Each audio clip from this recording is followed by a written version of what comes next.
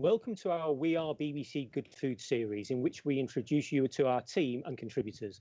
I'm Keith Kendrick, magazine's editor, and I'm delighted to welcome Riaz Phillips. Riaz is a writer, photographer, and video maker. His first book, Bellyful, shone a light on Caribbean food in the UK. 3 years ago, he won a Young British Foodie Award, and his YouTube videos, which explore the tropical world, have received 1.5 million views. Riaz is featured in the August issue of Good Food with his latest book, Community Comfort, but more of that shortly. Hi, Riaz, how are you doing? How you doing? Thanks for having me. Yeah, well, thanks for being here. I believe you're in Germany at the moment. You've sort of moved over there for a while. Yeah, I just change of scenery. Yeah, well, change is as good as a rest, eh? So, is it working out okay over there? Yeah, I mean, they've managed things a bit differently from how the UK has. So I feel like people are slightly more relaxed here, even though they're following rules quite stringently in public spaces. I think and there's a lot more kind of vast public spaces for people to explore and kind of separate from other people, so you can still kind of enjoy nature and stuff and not be very close to other people. So I think it's one of the fortunes of the big landmass of the country.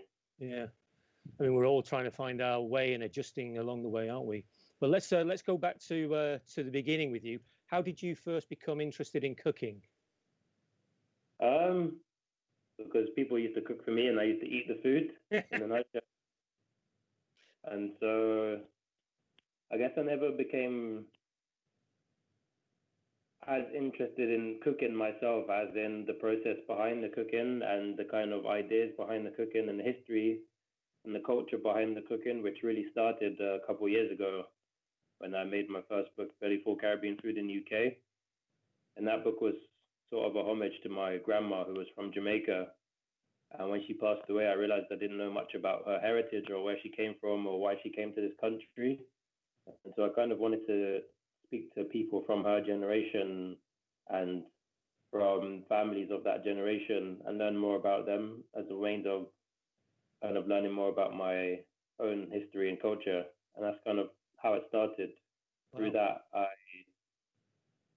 learned more about the food, and I could see that the food, it wasn't just food, it was politics, it was community, it was economics, it was history, it was culture. And that's kind of when I really got interested. So you must have come across some incredible people and incredible dishes in that time. Does any spring to mind? I think one that's super interesting to me is the food from Guyana. So there's a few takeaways in London where the proprietors are from Guyana. And Guyana is a really interesting country. People don't know it. It's in South America.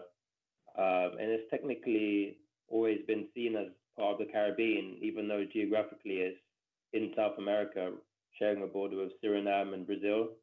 So you've got neighbors to one side who speak Dutch, neighbors to another side who speak Portuguese, neighbors to another side who speak Spanish. And the food is a mix mash of all those cultures, in addition to the aftermath of the kind of British Empire there. So there's a strong Asian community, there's a strong Chinese community, as well as the kind of African community. And that makes for really, really interesting food. Can you give us an example of a typical Guyanese dish? So one of the famous ones is probably roti. And so inside roti is like a flatbread, which has its roots in kind of Indian subcontinent. And inside that, you'd probably get something like chana and aloo, which people who are from the Indian subculture, again, would recognize those dishes as something that they can kind of identify with. So chana is basically like chickpea curry, and aloo is like potato curry. And so, yeah, you get all those in the roti kind of wrapped up. And yeah, it tastes amazing. It sounds amazing. Do they use the same kind of spices that you have in India, or are there kind of specific spices to Guyanese cooking? Yeah, I'd say a lot of the spices you find are similar. So stuff like kind of allspice or all-purpose seasoning, which is a kind of collection of 5 spices. All those things are something that people from that part of the would recognize as much as Caribbeans would recognize them, because a lot of those spices were stuff that were brought over by the English to those regions, or even brought over by the people themselves to that region. So lots of influences from different parts of the world and the neighbours. It's interesting, isn't it, how food comes together? I think that moves nicely into your big project that's ongoing now, which is your community comfort cookbook. And you've brought together, I think it's about 100 cooks, entrepreneurs, artisans, influencers, chefs from different ethnic minority backgrounds, all into one place, sharing their recipes right across the board. Many people born in the UK, many people coming from overseas. What was that for? What's it for? And how did you, how did you bring it all together? Well, yeah, I guess at the beginning of lockdown, when the news came out that the COVID-19 was specifically had an adverse effect on Black and Asian communities more so than others, I know a lot of us from within those communities felt really depressed and despondent and kind of didn't know what to do and wanted to do something to kind of help out. I know me especially, I kind of kicked the ball around for ages, just thinking about what I could do to help out. And I noticed that on social media, I follow a lot of food channels, and I saw that a lot of people were kind of taking the time in lockdown to go back and explore their heritage food, whether that was a means of escapism or just using the time to kind of learn more about their heritage that they didn't have time to before. And I noticed there was a similar strain of comfort food in all of these different posts. Even though the food at times was wildly different, it all seemed to be coming from the same place of comfort food and people kind of going back to these foods for different reasons. And all the foods had different meanings, whether that was nostalgia or taste or memories. All these foods really meant something to people. And I found it interesting that these communities where this food was coming from have been so prevalent in the UK for decades, but the representation of the same food in communities hasn't kind of matched the levels of how much people there are or how strong those communities are in this country. And coincidentally, those same communities were the same ones who are being negatively affected by COVID-19. And so I kind of wanted to bring all these kind of thoughts together into one place where I could try and raise some funds for charity. Well, you've had an amazing reception, and we're featuring recipes in the August issue of Good Food. And I'm just looking now. We've got a lemon loaf cake from Ravneet Gill, and brown crab arroz caldo from Mary San Pablo, and your own slow stew peas. Can you give us a story behind the influence of your slow stew peas recipe? Yes, I guess the initial influence from that comes from my mum, who that's the kind of first time I had the dish, and that really reminds me of kind of going back home after I moved out, especially in the winter time. It's something that would be cooking on the stove in a big pressure pot, and it's a really amazing concoction of kind of vegetables, starchy root vegetables, usually meat, but the version that I made doesn't have meat in it, which was inspired by my time with the Rastafari community in Jamaica, right. Of our community that have been preaching about veganism for nearly a century now. Due to their religion, they don't eat any animal byproducts. And so when you have food cooked by them, to see the amount of flavor that they can pack into vegetable dishes is incredible, and it's really inspiring. And so that's kind of where I got the emphasis to make this a vegan dish.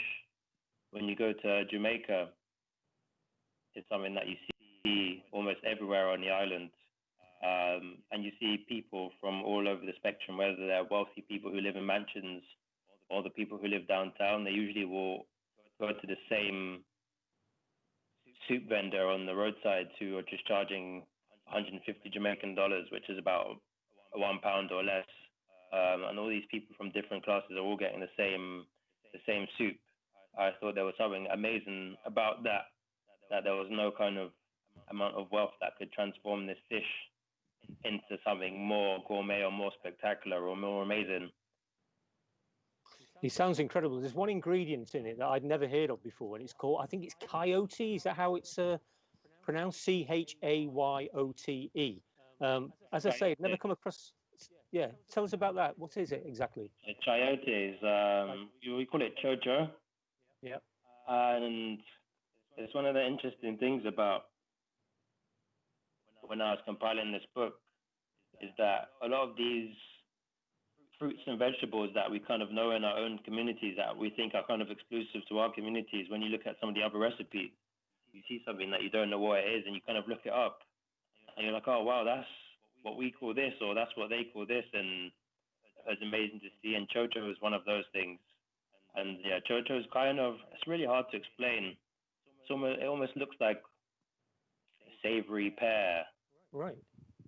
But it's really dense. And when it's cooked down, sometimes you confuse it for the potato pieces because it kind of has that same translucent look to it. But yeah, once you cook it down, it really absorbs the flavors. It has a different texture profile than the yam and the potatoes, and it kind of adds to the profile of the dish. So really worth seeking out then for something very, very special, especially for something which is a kind of a slow cooked vegetable stew, which you would more associate with meat, kind of meaty kind of ingredients. So that sounds fantastic. Okay, what I'm going to ask you now, just before we wrap up, is we'd love to know about who your favourite cooks or chefs or influencers are that we should seek out on Instagram and follow. Because we're finding more and more people in the world of food that are bringing so much diversity and experience and richness to what's going on in our kitchens. And let's face it, we've had a lot more time in our kitchens. So we want to broaden our horizons. Who should we be following, Riaz? So I think one of my favorite, I've got like I like people who do really kind of homely food, as well as people who do really gourmet food that you can kind of never cook at home, but you almost aspire to. And so one of my favorite people is called Kareem Roberts, and he goes under the name Broke Dinner.